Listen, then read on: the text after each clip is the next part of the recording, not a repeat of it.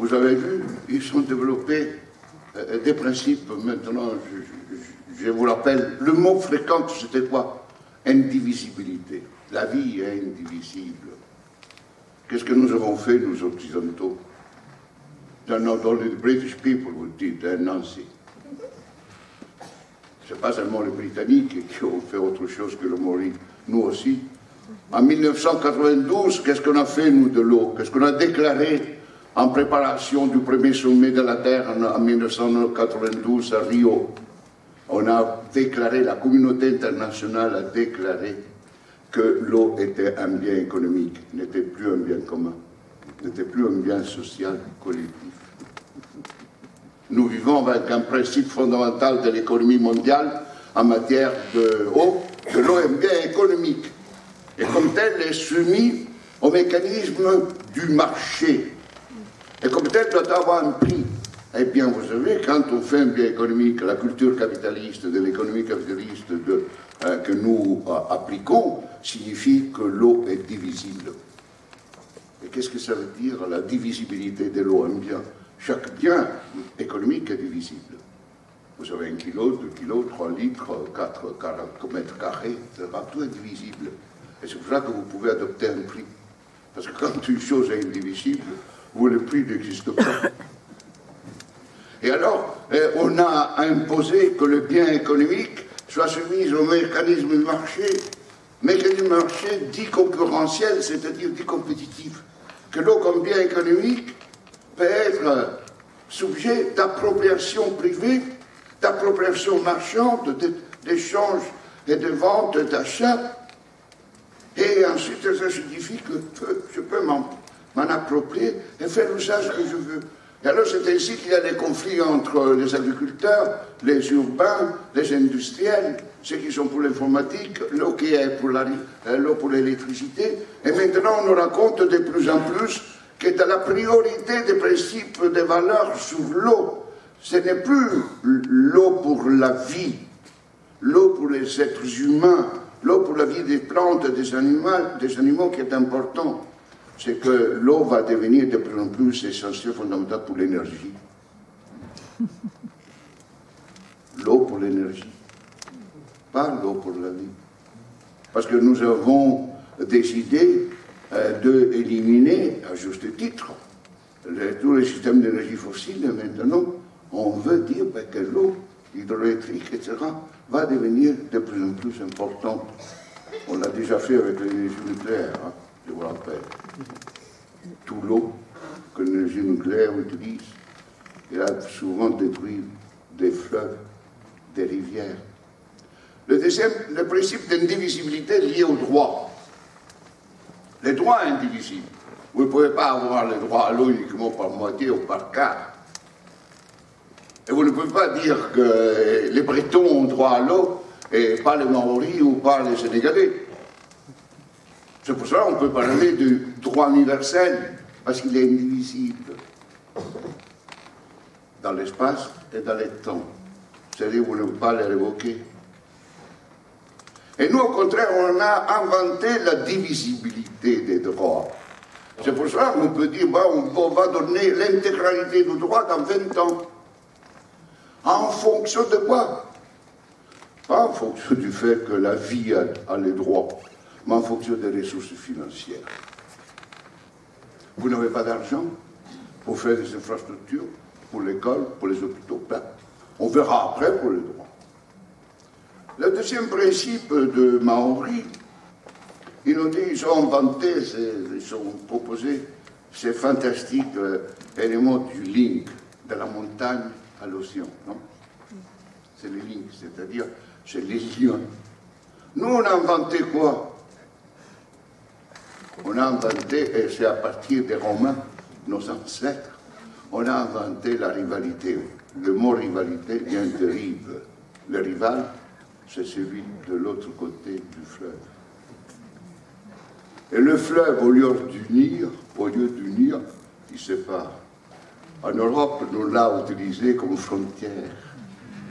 Le Rhin, le Danube. Faire des frontières.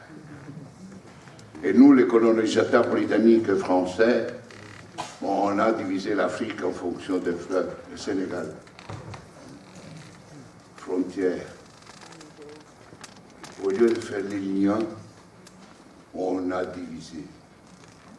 Et le mot rivalité vient du fleuve. L'autre est mon ennemi. Celui qui est de l'autre côté du fleuve est mon ennemi. Extraordinaire. Et je peux être rival. Je peux être rival si moi je suis urbain et je veux de l'eau potable. Avec les agriculteurs qui eux polluent. Pas les petits agriculteurs, les grands.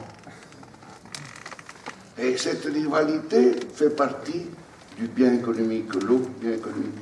Dans la notion de bien commun, dans la notion de droit à l'eau, universel, indivisible, il n'y a pas de rivalité, il n'y a pas de compétitivité, il n'y a pas d'agressivité, il n'y a pas de guerre. Et qu'est-ce qu'on est en train de préparer, nous? On dit que désormais l'eau bonne pour l'usage humain est en train d'être rare, il se raréfie, et qu'au XXIe siècle, on aura les guerres de l'eau. Et puisque l'eau sera de plus en plus rare, alors ça vaudra comme bien économique. Alors les logiques financières vont dominer le marché de l'eau. Pas question de droit. C'est extraordinaire. C'est extraordinaire ce qu'ils sont en train de faire le Maori. Ils disent non, les fleuves, les corps hydriques, les lacs, les nappes ont une personnalité juridique parce que l'eau est vie. Et comme nous sommes des êtres humains qui ont besoin d'eau, et c'est pour ça qu'on a, à juste titre, on reconnaît qu'on a le droit à l'eau, eh bien les plantes, les animaux, l'eau elle-même a besoin d'eau. Et c'est pour ça qu'il faut reconnaître les droits des plantes à l'eau. Il faut reconnaître les droits des fleuves, avoir un bon état écologique. Et c'est pas seulement maintenant, vous le savez bien, nos amis Maori les savent, il y a déjà 3 autres fleuves au monde qui ont obtenu la reconnaissance. 2 en Inde, 1 à l'Équateur. Je ne sais pas, aux États-Unis, vous avez qu'on fait ça. Parce qu'aux États-Unis, parler de droit, c'est comme parler de poète. Et en Europe, pas seulement les États-Unis qui sont méchants. Nous aussi. On a les marchés de l'euro, qui ne nous aiment pas tellement. Et c'est extraordinaire que finalement, juridiquement parlant, on arrive à avoir cette notion élargie au droit de la nature, au droit de la vie. Et ça, c'est une bataille à faire de manière remarquable, comme vous, aux rivières, vous avez fait pendant 50 ans une bataille juridique très pertinente et très efficace. Et je vous signale qu'à ce propos, les Maoris sont en train d'aller contre-courant. Parce qu'en 2012, au 3e sommet de la Terre, toujours à Rio, 3e, eh bien, on a adopté un principe extraordinairement négatif. On a adopté le principe de la monétisation de la nature. Désormais, toute forme de vie, toute forme naturelle est monétisable et doit être monétisée. Alors, si vous allez appliquer ces principes, j'ai presque terminé, je m'assure, Pauline, que je resterai dans mes 27 minutes, même si c'est difficile pour une Italienne de parler seulement 25 minutes. Pas juste.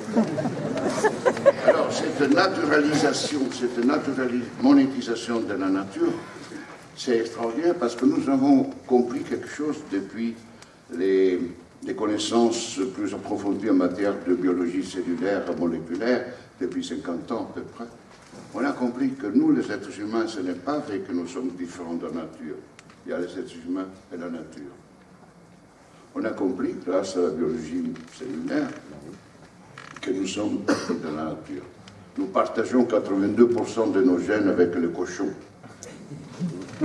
D'ailleurs, vous, en France, vous dites que tout est bon dans le cochon, c'est ça. C'est ça, parce que nous avons l'interdépendance génétique. Nous ne sommes pas tombés du ciel et sommes arrivés, nous, les êtres humains, dans la nature. Mais nous faisons partie de la nature. Monétiser la nature signifie que nous, les êtres humains, nous serons finalement intégralement monétisés. Nous le sommes déjà comme ressources humaines. On deviendra entièrement monétisé comme nature humaine. Et alors, la bataille, la bataille n'est pas facile, parce que, comme je disais tout à l'heure, c'est de plus en plus difficile aujourd'hui de penser, selon le slogan « penser globalement, agir localement », de penser véritablement planétaire. Mais moi, je vous proposerai que de ce village d'eau, d'aujourd'hui, de ce village de l'eau, vienne un cri, monte un cri. Nous sommes 200, 300, crions. Et affirmons que le futur, le devenir de la planète ne peut pas dépendre des logiques économiques, marchandes, financières, spéculatives. Nous devons déclarer la guerre, si vous voulez, je ne sais pas agressif, la guerre à la finance actuelle, la guerre à l'économie capitaliste actuelle.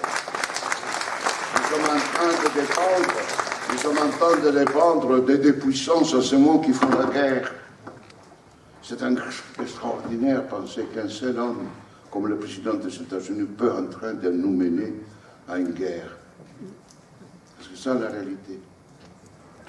C'est extraordinaire de devoir accepter un système politique aussi hiérarchisé, aussi monarchique, qui signifie que le devenir de 7 ou 8 milliards de gens va en train de dépendre de ce qu'ils sont en train de faire de nouveau en Syrie, Trump et Erdogan.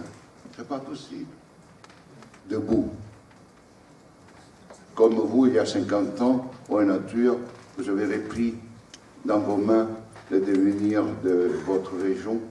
Je crois que les cris du village de l'eau d'aujourd'hui, de Quimperlé, les cris de Quimperlé, c'est là que nous devons dire aux autres, debout, mettons-nous debout, reprenons la maîtrise de notre devenir en réaffirmant que l'eau, la vie, est indivisible, un droit universel, un bien commun planétaire, pas seulement pour les Bretons, pas seulement pour les Français, pas seulement pour les Européens blancs.